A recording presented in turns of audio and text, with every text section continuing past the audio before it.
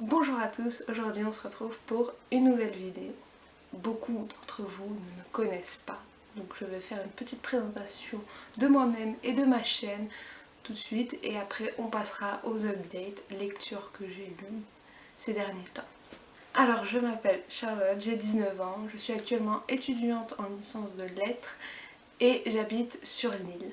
Certains me connaissent par rapport à mon blog peut-être qui s'appelle À l'encre d'une fille, comme ma chaîne YouTube, c'est logique. Sur cette chaîne on va vraiment parler de livres. Franchement c'est des livres et des livres et des livres. Mais on va également parler de voyage, de ce que j'aime. Je sais pas vraiment encore quelle vidéo précise je vais faire. J'ai des petites idées un peu partout dans mon cerveau qui se baladent. Comme je vous l'ai dit précédemment, j'ai un blog qui sera mis en barre d'infos, je vous mets le lien. Je vous mets également les liens de mes réseaux sociaux parce que je suis très présente sur les réseaux sociaux tels que Twitter, surtout Instagram, Snapchat également si vous voulez voir mes aventures livresques et mes chats. Beaucoup mes chats. Donc on va commencer avec les updates lecture. Donc là il y a 4 livres que je dois vous présenter. J'ai décidé pour cette première vidéo de ne pas prendre 15 livres à vous présenter étant donné qu'il y avait la présentation et que je ne veux pas faire des vidéos de 30 minutes. On va peut-être un peu éviter de faire ce genre de choses. Pour ce qui est de mon style de lecture, parce que je suis sûre que vous êtes curieux de savoir ce que je lis pour voir les vidéos que je vais faire plus tard, c'est tout simple, je lis de tout. Vraiment de tout. Je peux vous lire des pièces de théâtre, des classiques, des contes pour enfants, des bandes dessinées, des romans, vraiment de tout. Étant donné que je suis étudiante, j'emprunte beaucoup à la bibliothèque, enfin les bibliothèques de Lille. Donc là par exemple, tous les updates que je vais vous présenter sont des livres que j'ai empruntés. C'est beaucoup plus simple, j'ai pas besoin d'acheter tous les livres parce qu'en plus j'ai des déceptions et ça m'arrange quand je les emprunte, comme ça je ne perds pas 20 €. Le premier livre que je vais vous présenter, il s'agit du Yark de Bertrand Santini. C'est un conte pour enfants. Alors ce sont des illustrations exclusivement en noir et blanc, c'est très facile à lire, c'est très rapide à lire, c'est un conte pour enfants, c'est un peu normal.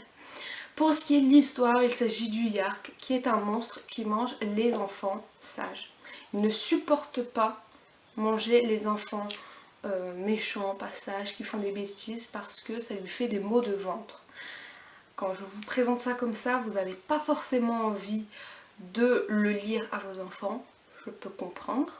Comme presque tous les contes pour enfants, il y a forcément une morale. La morale que j'ai retenue de ce livre est que si on aime vraiment une personne, on pourrait tout faire pour elle et que même si le destin nous sépare, on se retrouvera toujours. C'est un très très beau conte pour enfants, je le conseille. Moi je l'ai emprunté, mais clairement j'ai très envie de l'avoir dans ma bibliothèque. Donc même si je l'ai lu, je vais l'acheter. En plus, le côté fun, c'est que il y a un chapitre dédié à mon prénom. Il y a un personnage qui a le même prénom que moi et qui me ressemblait un peu quand j'étais petite. C'est une excuse pour l'acheter, mais ça marche.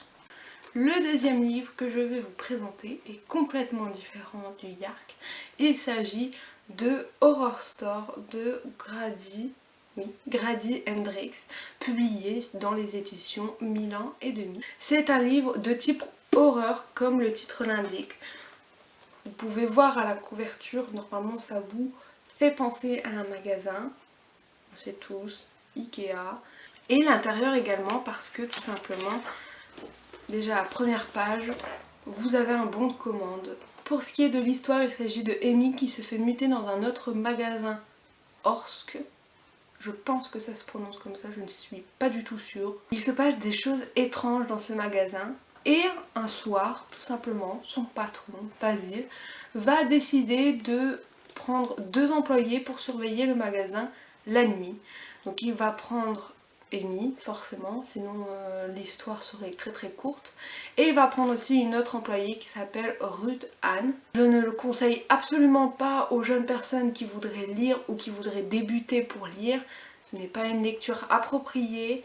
En tout cas, ça a été une très belle expérience. C'était mon premier roman d'horreur que je lisais et je compte en trouver d'autres. Donc si vous avez des suggestions, dites-les moi en commentaire. On va passer dans un registre complètement différent, comme tout à l'heure, et je vais vous présenter là 2 BD que j'ai lues récemment également. Tout d'abord, on va commencer par Game of Thrones. Je pense que tout le monde connaît la série. Peut-être pas tout le monde la regarde, mais vous la connaissez au moins de nom. J'ai été adepte de cette série. J'ai les 4 premières saisons. Oui, les 4 premières saisons en DVD tellement je l'aime. Quand j'ai su qu'il ne restait plus que 2 saisons programmées, j'étais au bout de ma vie. Je n'ai absolument pas le courage de lire les livres Game of Thrones. À un moment, c'était mon défi. Au final, j'ai vu la grosseur des livres et on m'a dit que c'était extrêmement compliqué parce qu'on se perdait un peu dans tous ces personnages, toutes les morts, etc. Donc je me suis dit on va éviter quand même parce que si je mets un mois pour lire un livre, ça va être un peu compliqué. Et j'ai été à la bibliothèque et j'ai trouvé ça. Je me suis dit c'est peut-être un petit compromis.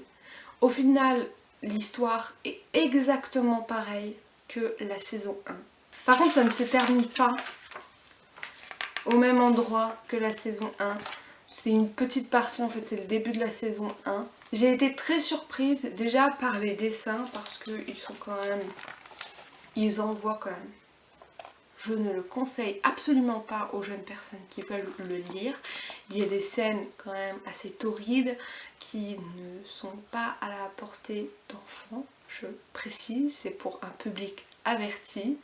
Je suis désolée de vous présenter que des livres qui sont un peu plus pour les adultes, mais c'est ce que je lis habituellement.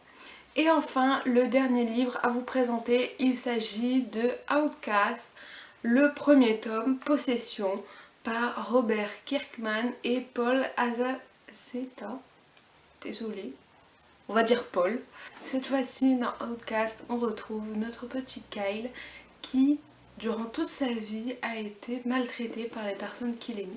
Les proches qu'il a croisés étaient complètement tarés dans leur tête et ça a affecté Kyle qui a toujours essayé de les sauver jusqu'au jour où toutes ces personnes se sont en allées. Elles ne sont pas mortes, ce n'est pas un spoil ou quoi que ce soit, c'est juste qu'elles se sont éloignées de Kyle. Kyle s'est alors retrouvé tout seul et un jour par hasard il va sauver un petit garçon parce qu'il était lui aussi pas bien dans sa tête. Donc il va se dire qu'il pourrait sauver ses proches et se rapprocher d'eux. Je trouve que c'est une très bonne histoire. C'est également pour public averti et c'est d'ailleurs spécifié ici. C'est quelque chose d'horreur, il y a des esprits, il y a des illustrations qui ne sont pas très appropriées. Je trouve que les illustrations sont très belles. Il n'y a pas beaucoup de dialogue, donc personnellement en 1 heure je l'avais lu. J'ai déjà réservé le tome 2 et je suis pressée de lire la suite qui serait assez grand et qui ne voudrait absolument pas lire la BD. Il existe également une série qui est sortie il n'y a pas longtemps et le tome 1 reprend tout simplement les épisodes 1 à 6 de la série US, de la première saison forcément. Avant de se quitter, nous allons piocher les livres que je vais devoir lire pour le mois d'octobre. C'est un concept que je voulais tout de suite mettre sur ma chaîne. J'ai juste derrière moi un meuble rempli de livres. Donc comme vous pouvez le voir, il n'y en a pas non plus 150, mais il y en a quand même entre 20 et 30 livres. J'aimerais tous les lire. Le problème c'est que je ne sais absolument jamais par quoi commencer. Donc je me dis que le hasard fait bien les choses et que nous allons piocher chaque mois 2, 3 voire 4 livres que je devrais absolument lire pendant le mois et sur lesquels peut-être je vous ferai un update. Donc pour commencer, j'ai pioché le petit papier. Je vais devoir lire Le monde comme il va de Voltaire, le 2e livre à lire. Il s'agit d'un Sherlock Holmes donc de Conan Doyle, son dernier coup d'archer. Il faut savoir que j'ai presque tous les Sherlock Holmes, mais que je ne les lis absolument pas dans l'ordre, et donc je pioche et je lis. Pour le fun, on va repiocher un dernier livre. Il s'agit de L'illusion comique de Corneille. Voilà, donc c'est les 3 livres que je vais devoir lire. Je vais peut-être vous en parler dans une vidéo, ce n'est pas encore sûr. Dites-moi en commentaire quels sont vos livres que vous devez lire en octobre. Conseillez-moi également des livres pour la période Halloween parce que je n'ai absolument pas de livres pour cette période et il m'en faut absolument.